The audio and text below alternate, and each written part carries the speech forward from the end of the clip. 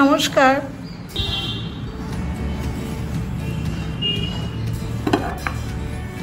আজ আমি গোবিন্দভোগ চাল দিয়ে পোলাও রান্না করেছি। সম্পূর্ণ নিরামিষ এই পোলাও যে কোনো নিরামিষ দিন বা যে কোনো দিনেই খাওয়া যায়। শীতকাল বা গরমকাল যে কোনো সময় এই পোলাওটা খেতে খুব ভালো লাগে। আমি খুব কম উপকরণ এবং খুব সহজেই রান্নাটা করেছি। পোলাওটা সকলেরই প্রিয় হয়। আমি এখন আপনাদের দেখাবো কিভাবে আমি এই পোলাওটা রান্না করলাম। রান্নাটা করবার জন্য দেখুন, আমি প্রথমে 600 গ্রাম গোবিন্দভোগ চাল, এই চালটা আমি ভালো করে ধুয়ে স্ট্রেনারে জল ঝরাতে দিয়ে দিয়েছি। পোলাও করবার জন্য চাল প্রধান উপকরণের মধ্যে পড়ছে, আর থাকছে কুচানো আদা। এখানে 50 গ্রাম খুব সরু করে আদা কুচিয়ে নিয়েছি, 50 গ্রাম কিশমিশ, 50 গ্রাম কাজু বাদাম, মাঝখান দিয়ে ভেঙে রাখা কাজুগুলো, আর প্রায় 7-8 গ্রাম মতো আমার গরম মশলা আছে, গোটা গরম মশলা। এই এলাচগুলো দেখুন আমি মুখটা ফাটিয়ে নিয়েছি। আর আছে 150 গ্রামের মতো চিনি। এই কাজু কিশমিশ গরম মশলা এগুলো কিন্তু আমি সব ধুয়ে জল ঝরিয়ে নিয়েছি। রান্না করতে করতে আমি পরিমাণগুলো হলুদ, লবণের বা ঘি সব দেখিয়ে দেবো। লো টু মিডিয়াম আছে আমি একটা গ্যাসের উপরে কড়াই বসিয়ে দিয়েছি। কড়াইতে 2 টেবিল চামচ সাদা তেল আর 1 টেবিল চামচ ঘি দিলাম। আমি পোলাওটা পুরোপুরি ঘি দিয়ে করব না, আমি সাদা তেল মিশিয়ে করব। ঘি আর তেল দেখুন গরম হয়ে গেছে। আমি কটা তেজপাতা ভেজে নিচ্ছি। তেজপাতার সাথে কাজুগুলো দিয়ে দিলাম, এগুলো ভেজে নেব।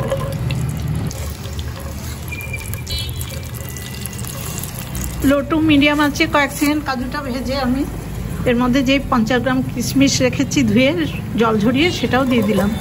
কিশমিশটা আমি খুব বেশি ভাজবো না, অল্প করে কিশমিশটা ভেজেই তুলে নেব।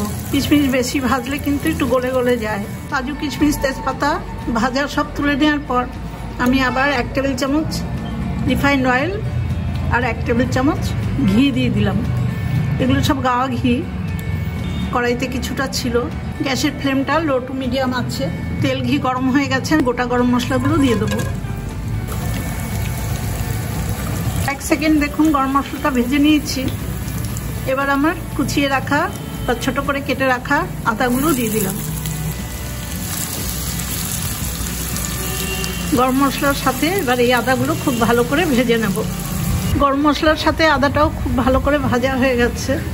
এবার ধুয়ে জল ঝরিয়ে রাখা গোবিন্দভোগ চালগুলো আমি সব কড়াইতে দিয়ে দেবো।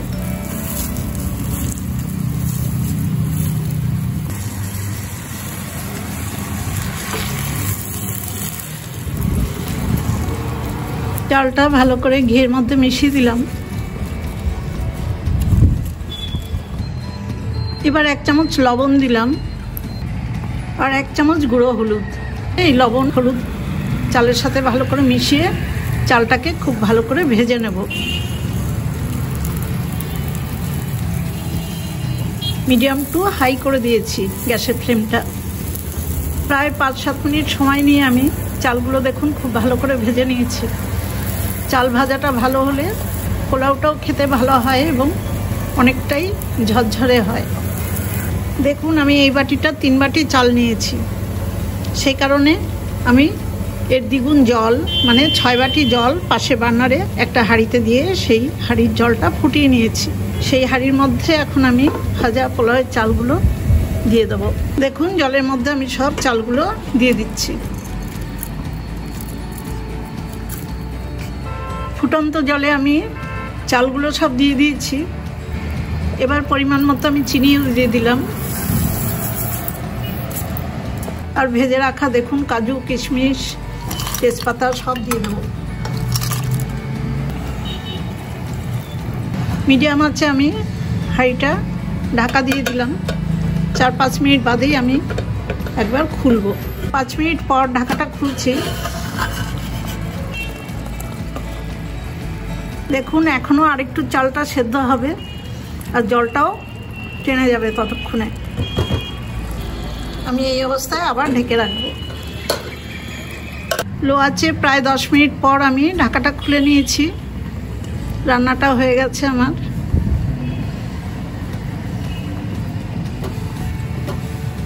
এবার আবার 1 টেবিল চামচ আমি ঘি এর উপর দিয়ে দেবো।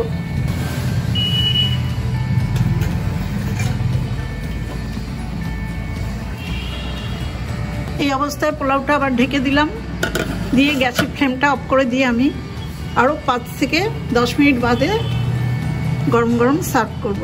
10 মিনিট রেস্টে থাকার পর আমি পোলাওটা দেখুন সার্ভ করে দিচ্ছি প্লেটে।